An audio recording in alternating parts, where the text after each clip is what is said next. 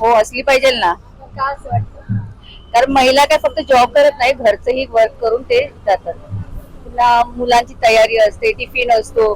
तसं पुरुषांसारखं नाही की फक्त उठले आणि निघाले.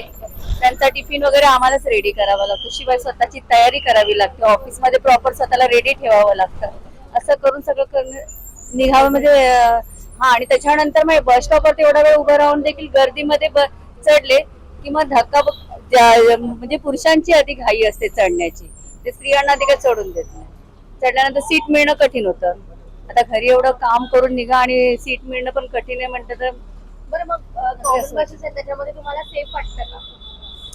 अम, ठीक आहे. म्हणजे सेफ तर कॉमन म्हणजे अशा भरलेल्या ज्या असतात जेंट्स आणि लेडीज ना, ठीक आहे. म्हणजे घरी जायला मिळतं पटकन. भले गर्दी असली तरी सीट नाही मिळाली तरी घरी जायला लवकर मिळतं. म्हणजे महिलांसाठी जर असेल स्पेशल तर त्याची वाट बघावी लागेल. वाट बघावी लागेल. ती येणार तर नाही लवकर वेळेत. त्याच्यासाठी म्हटलं वाट बघत बसण्यापेक्षा जी आली भरलेली त्यात चढायचं आणि निघायचं. संपूर्ण व्हिडिओ पाहण्यासाठी ओनली मानिनी चॅनलला जरूर भेट द्या.